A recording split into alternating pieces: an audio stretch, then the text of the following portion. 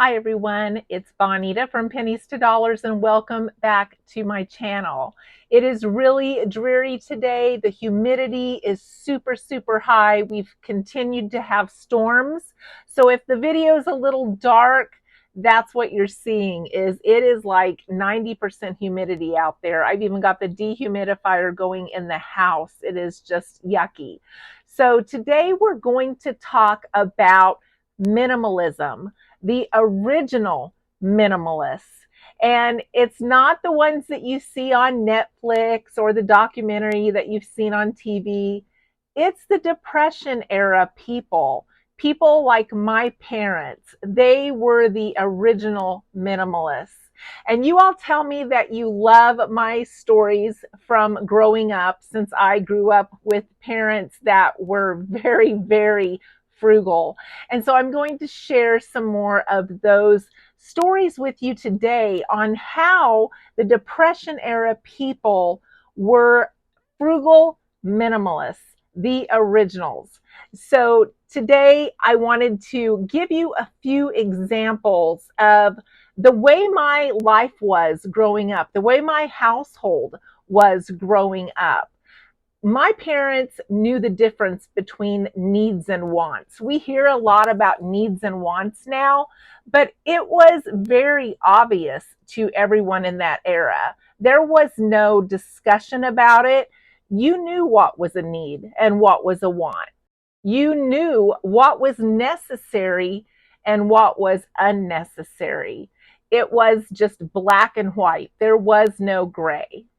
When I grew up, we each had one towel. Mine was pink and white checkered, and we all had our own towel rack. And we knew which was our towel rack, and that's the towel we used for a week until mom washed the towels and put the same towel back on your towel rack. Now, how many times do we hear today about you only need one towel per person? That's the new minimalist suggestion. Well, I grew up like that. We had one towel per person. We had one set of sheets per bed. And when mom washed our beds, you didn't have sheets until they were washed, dried, and back on your bed for that night. There were no extras. The same with bedspreads. We each had a bedspread that went on our bed.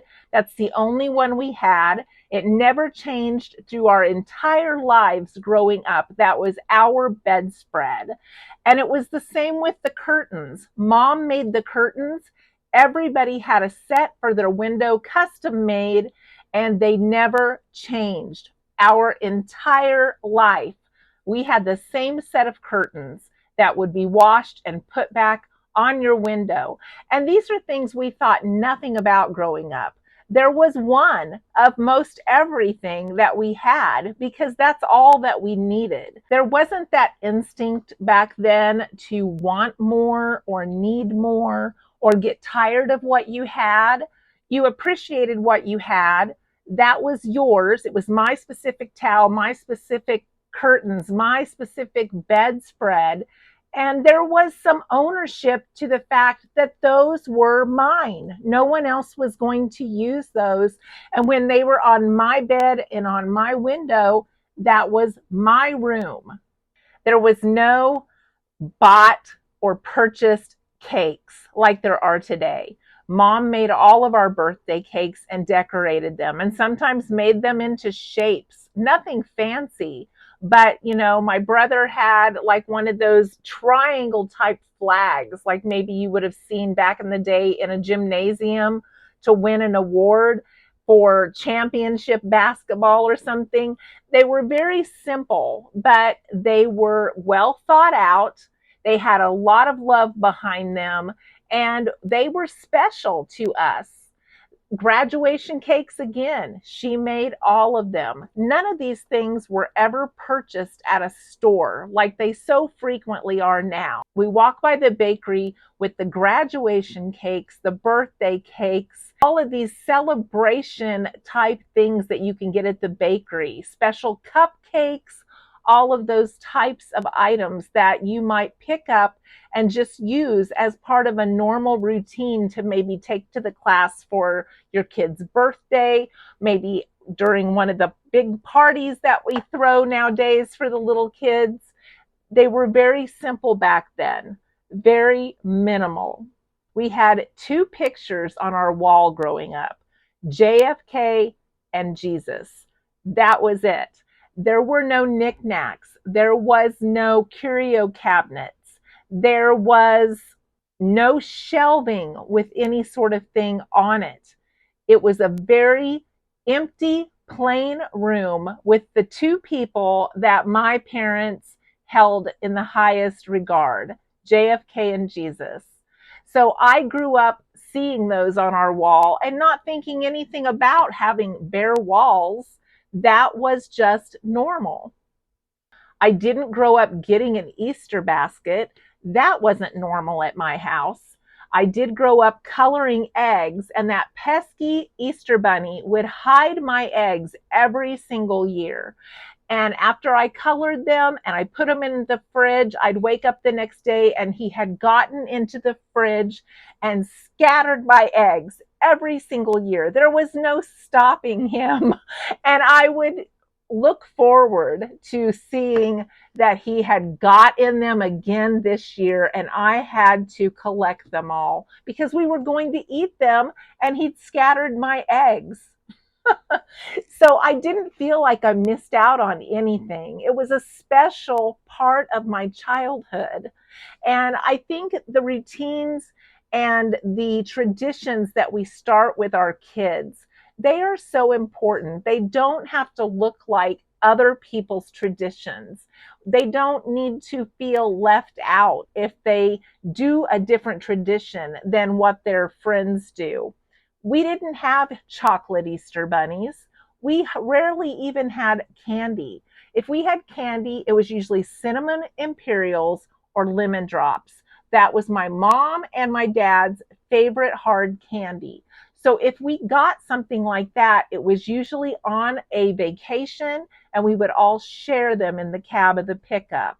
We just didn't have a lot of chocolate. And even to this day, I am one of the weird ones. I don't crave chocolate.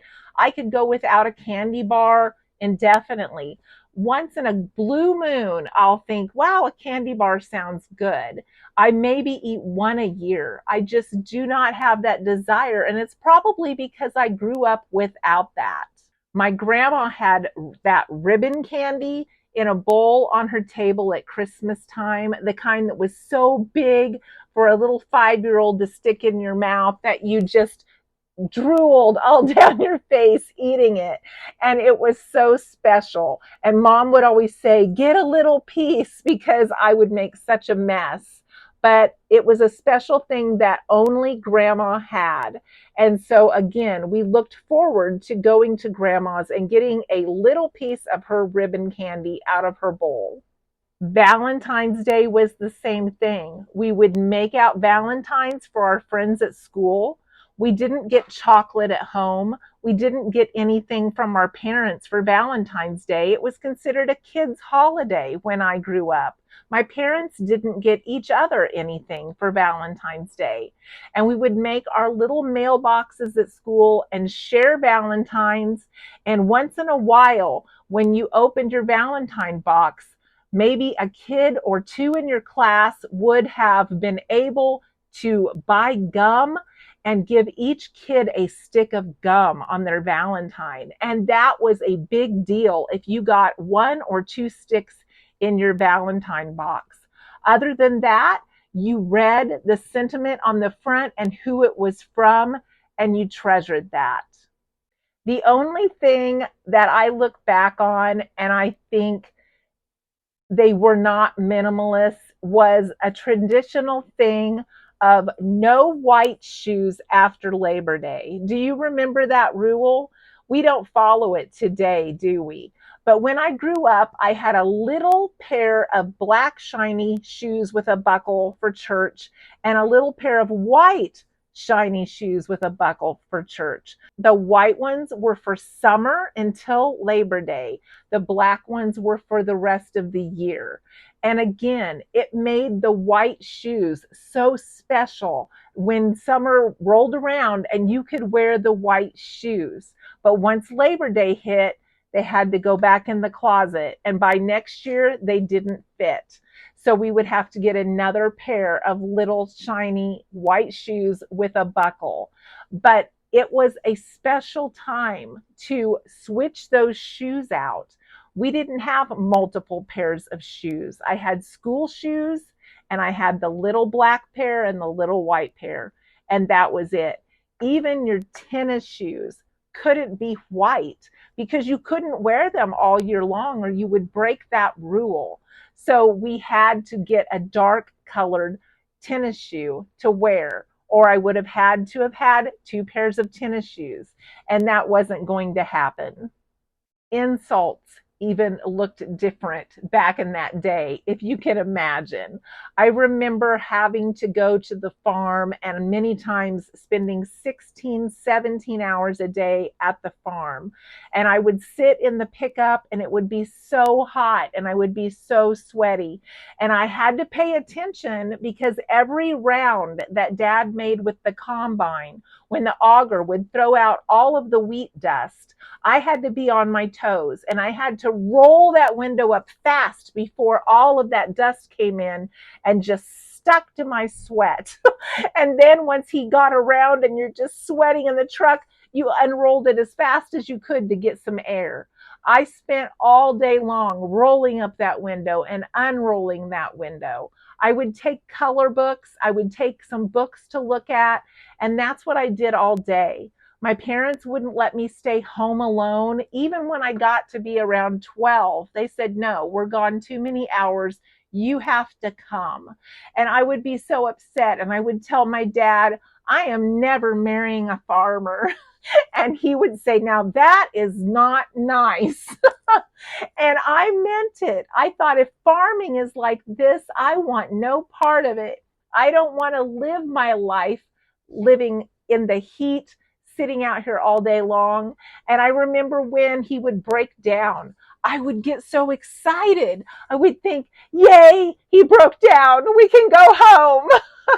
And Mom would say, no, he has to get parts. He has to get it running. And we have to be ready when he does. So we have to stay here so that we can help. So it was way different, even insults, when we grew up. It's funny how we look back at some of those things now and think, how could things like that have made anyone so upset? But simple things like that really cut to the bone because we just didn't talk the way we do now to everyone. We just didn't fly off the handle, honk our horns, yell out the windows.